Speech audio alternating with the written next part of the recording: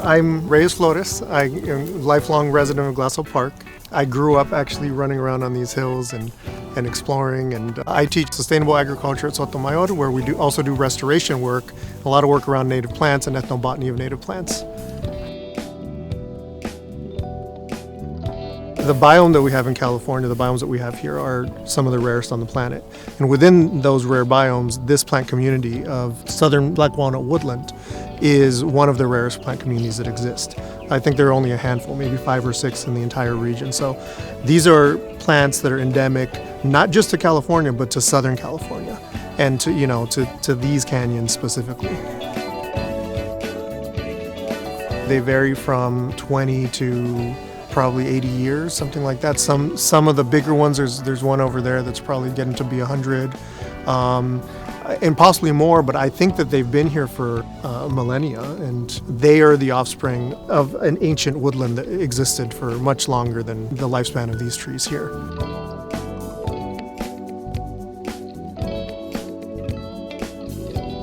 This is one of the densest populations in the area for sure. Part of why this canyon exists, these spaces are starting to disappear, very quickly.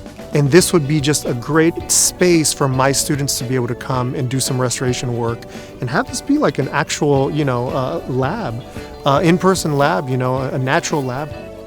I do want to make clear, I am not a representative, nor am I speaking for indigenous people, but these walnuts, they were consumed here by the Tongva. In fact, the Tongva knew what grew, they knew what provided for them. And so there's a lot of evidence that points to this idea of passive agriculture. Native American groups actually planted trees like this.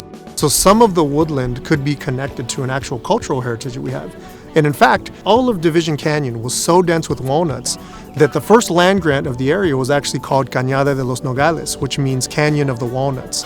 And it was given to a gentleman named Jose Maria Aguilar, who built an adobe down on Cazador Street behind Supre. Supre wasn't there at the time, in the 1850s. And it still stands now. And his son, Cristobal Aguilar, was actually the last Mexican mayor of the city of Los Angeles until Antonio Villaraigosa. So it's not just about our natural heritage here, this is about our cultural heritage. And it connects all of us, whether you are a transplant who's just come and lived in the area, whether you've been here for a few generations, or whether you've been here for thousands of years and you have Tongva ancestry. This strand, this canyon connects us all, and it needs to be protected.